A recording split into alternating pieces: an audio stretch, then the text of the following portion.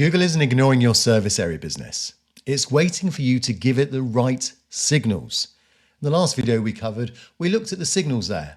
Today I'm going to show you how to send them. That means the mirror technique, which is defining your service area so Google knows precisely where to show you, and how also Ask Maps is using AI to create a ranking opportunity for most SABs haven't spotted yet. You know how you can walk past a shop on the high street and just know to trust it instantly before you even looked in a window?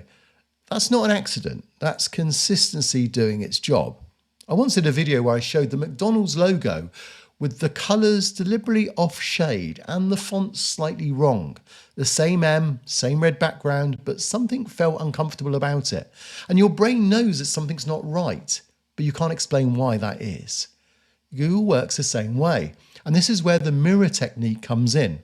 It starts with something called NAP, name, address, phone number. The idea has been around for years, and it's a simple principle. Your business name, address, and phone number should be identical everywhere you look on the web. So social media directories, they should be identical, your website indexes, nothing similar, but identical. So close enough isn't good enough. And those small signals tell Google that something's right or something's wrong. But the mirror technique goes one step deeper than that, and most business owners rarely think about this. You see, Google visits your website, analyzes it, builds its own picture of what services and products it thinks you offer. Then it looks at your Google business profile and the services you've listed there and the categories you've chosen. And if the two, when they're compared, are different, well, then you've got problems. But if they mirror each other, Google starts to trust you, and it then is convinced that you do the things you say you do. If they don't match, well, Google doesn't ignore it, but it may even suggest some changes. You may have seen those on your profile. Google's literally editing your business and your listing, and it's doing it in line with what it sees out there on the web, and particularly on your website.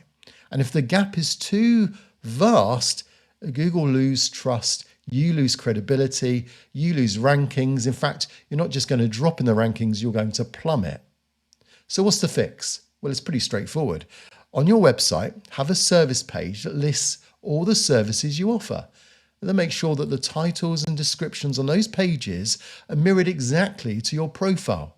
Same language, same services, same categories. Google then spiders your site, looks at your profile, and if it finds a perfect match, that's when everything starts to click into place. Most service businesses are invisible on Google Maps, not because they're bad or what they do, but because Google's confused as to what they do. Well, the mirror technique removes that confusion completely. So Google now knows what you do and knows where you are. The next question then is, where are you telling Google that you actually work? This is where a lot of service businesses get some costly mistakes. Google lets you define the areas and you can choose your towns and services and regions. And most business owners then think that, well, if I name everything, I'll rank everywhere. So they add major towns and cities and all the ones they can think of. And then they think the inquiry is going to roll in. Well, here's the problem. A multi-million pound company like Google builds algorithms that are not going to be that simple, are they? Naming an area and then ranking for it is completely different to what most people think. You need to earn the position in that area. Now think about the difference between a cleaner who covers their immediate neighbourhood and a plumber that wants to go, say, across the counties. Both are legitimate service areas. Both make complete sense. But the cleaner who defines their area specifically will always outrank the one who casts their net across the whole county or country even. Because Google sees focus and proximity as signals of relevance. We mentioned this in the previous video. So here's the approach you should take. Instead of going after big towns and cities where every competitor is fighting for the same territory, go the other way.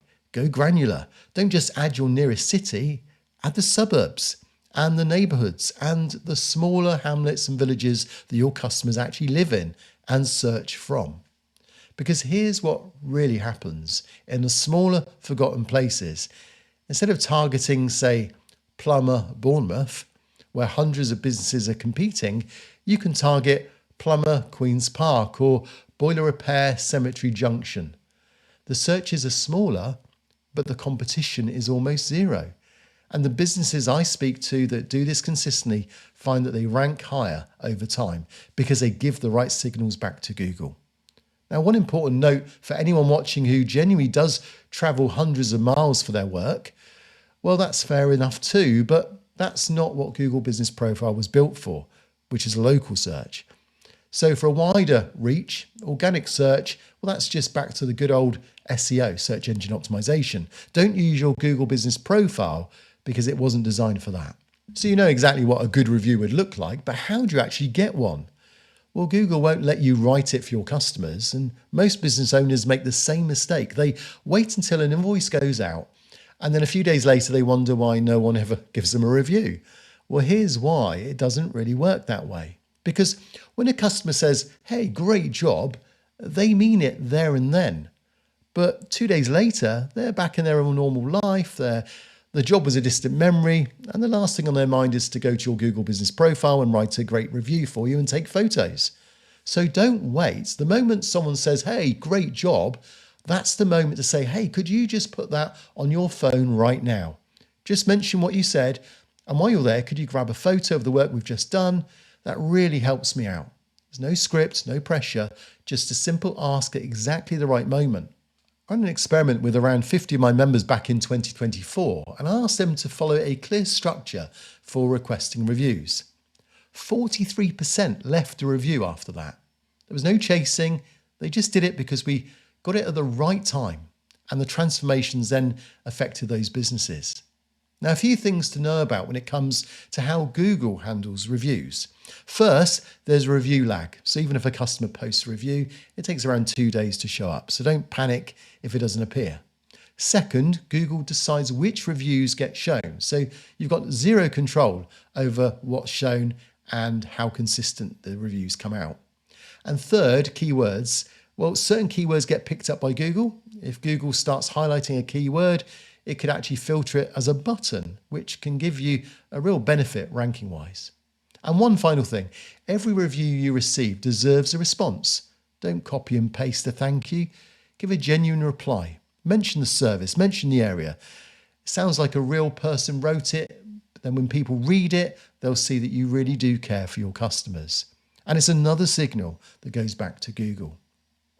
Oh, and a QR code makes an ask even easier. Print it on your invoices, stick it on your van. You've done work, hand it over to them to scan on their mobile. It just goes them straight to the page, no searching, no friction, no excuses. So you've got your profile set up properly, your website's been mirrored, your service area is defined, and your reviews are working the right way. But there's one more opportunity that almost every service business is missing right now, and it's growing faster than anything else on local search. You see, most local businesses assume that AI is making it harder for them to be found. The rise of ChatGPT and Gemini are platforms that mean customers are struggling to find businesses now because they go there instead. But that medical clinic I mentioned earlier in the last video, they saw 50 times more traffic, and a big part of that was the result of them being found on Google Maps by means of AI platforms. In fact, in their case, they were getting ChatGPT, Llama, Perplexity, all of them surfacing their business as the one to go to. And that didn't happen by accident. So here's what's changed. Your customers aren't searching the way they used to. A few years ago, they wanted a plumber, they would type into Google plumber Bournemouth. That's not what's happening now. They're opening up Google Maps, they're tapping a small button called Ask Maps, which has now got Gemini built into it, and they're just talking to it. They're saying things like, "I think I've got a leak in my kitchen. I live near Cemetery Junction in Bournemouth. What should I do?" That's not a keyword, that's a conversation. And the businesses that show up in those conversations aren't the ones who have stuffed their profile with the keywords. They're the ones whose profile sounds like a real person answering real questions. So how do you get found in AI results? Well, your profile, your description, your posts, your services, your Q&A section, all of these feed into Google's database, which gets referenced by Gemini. And from there, it then goes into all the AI platforms that pulls Google's results and then sends customers your way, if it's written for customers. So forget exact keywords. Think about customer intent. Think about natural language. Think about the words that your customers are using right now. When they're standing in the kitchen with water coming through the ceiling, not the words an SEO specialist uses, like emergency leak repair. That's not the keyword they're thinking of. What they're typing in or they're saying is, I've got water coming through my kitchen ceiling. That's how they're seeing it. So write in your profile the way that they speak, and AI knows exactly who then to send them to. Now, this isn't the future. Ask Maps is already here. Google Maps has already released it. It's out right now. AI mode is out there as well, adopted faster than any previous Google update. The service businesses that understand these things today are the ones that are going to be sitting at the top tomorrow.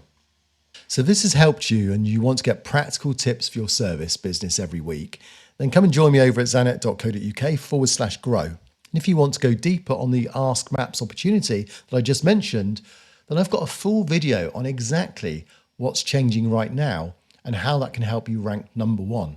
And that's exactly the next video you need to watch right here.